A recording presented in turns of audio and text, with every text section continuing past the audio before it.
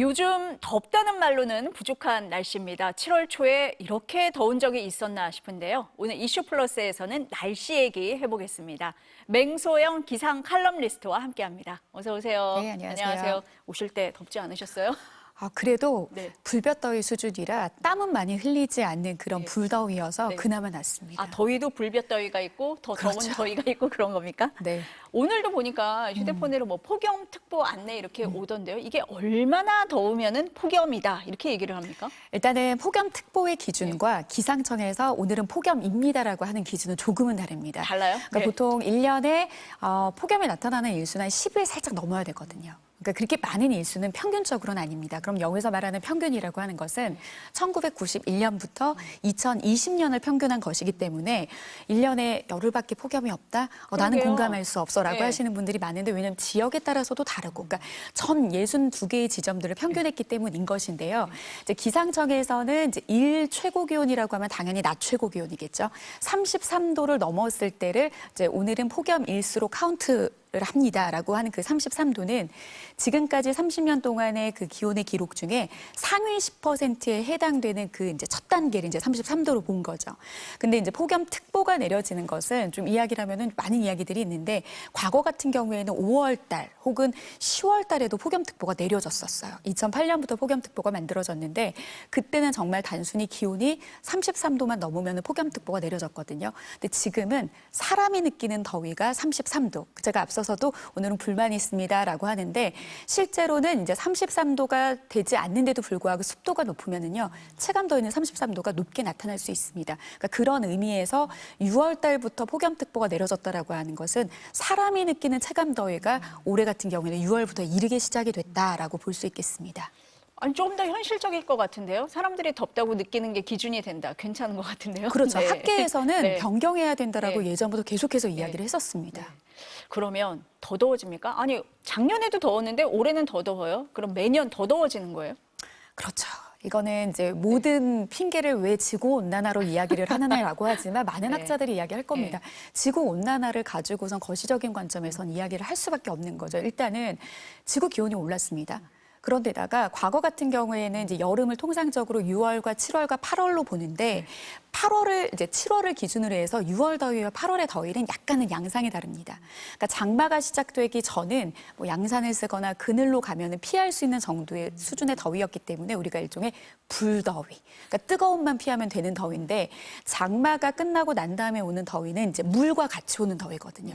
그렇기 때문에 실제 기온이 높지 않더라도 체감 더위로 오르게 만드는 그런 물더위의 시작인데 지금은 이제 양상이 6월 달부터 바뀐 이유가 전 지구적으로 기온이 1도 정도 오르면은 이제 대기 중에 수증기가 7% 늘어난다고 이제 연구 결과를 통해서 밝혀졌는데 지금 지난 200년 동안 1.5도 넘게 상승을 했거든요. 그러니까 그 말은즉 지구가 품을 수 있는 수증기량이 10%나 늘어났습니다. 그러니까 그렇기 때문에 전 지구적으로도 여름이 더워질 수밖에 없고 그리고 그 더위도 불만 있는 더위가 아니라 이제 물도 같이 찾아오는 정말 찌는 습한 더위가 시작될 수밖에 없으니까 매년 더울 수밖에 없겠죠. 그럼 매년 더 더워지고 더위가 찾아오는 시기도 빨라지는 것 같아요. 맞습니다. 아무래도 이제 시작 시기인데 앞서 말씀을 드린 것처럼 예전의 기준으로 폭염특보라고 하면은 이제 일시적으로 33도로 오르는 날들은 과거에 뭐 33도까지는 아니지만 30도까지 오르는 날들은 사실 4월에도 좀 자주 나타났었거든요.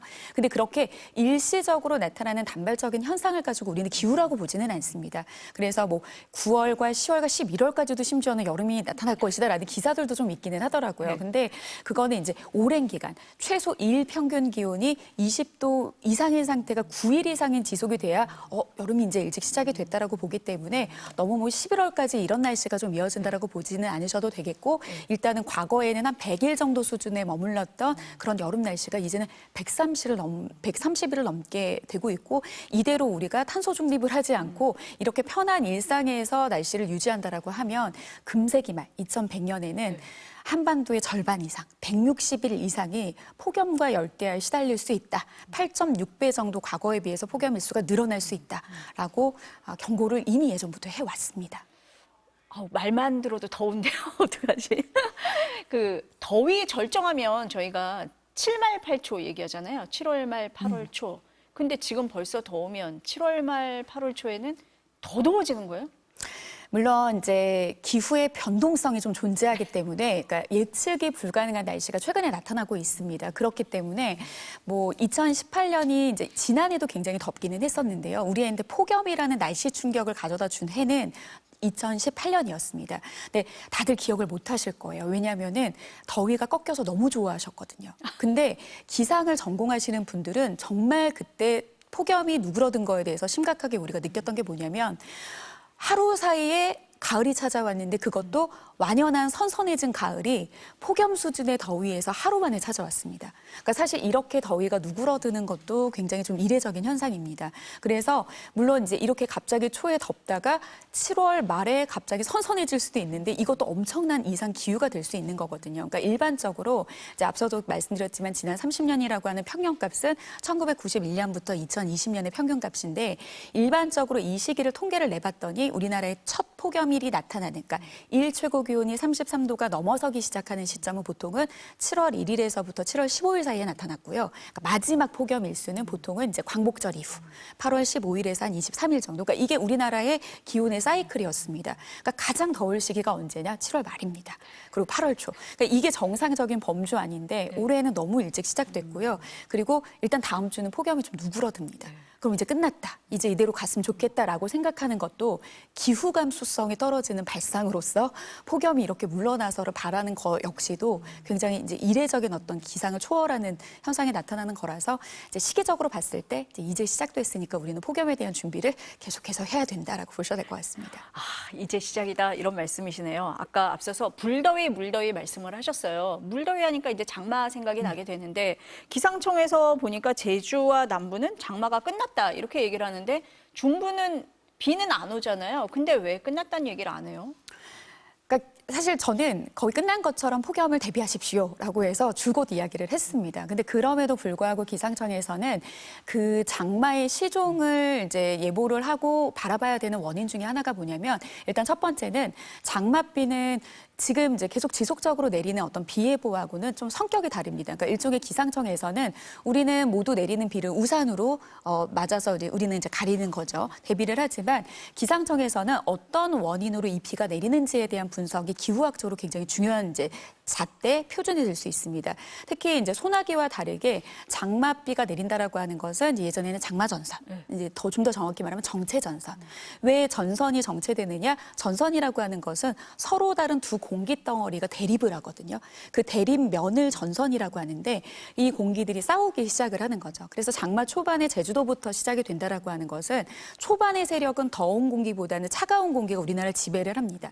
그러니까 서서히 남쪽에서 덥고 습한 공기가 올라와야 되는데 이번 같은 경우에는 덥고 습한 공기가 굉장히 빠르게 확장을 했거든요. 그래서 이제 중부보다도 거의 북한 지역까지 정체전선을 위로 밀어 올렸기 때문에 이제 제주도하고 남부지방은 올해는 거의 한 2주, 보름 정도로 장마가 끝났고 그 양도 편차가 굉장히 지역마다 크고 양도 거의 평년 대비 한 60% 정도 수준으로 지금 그날 지치고 있거든요.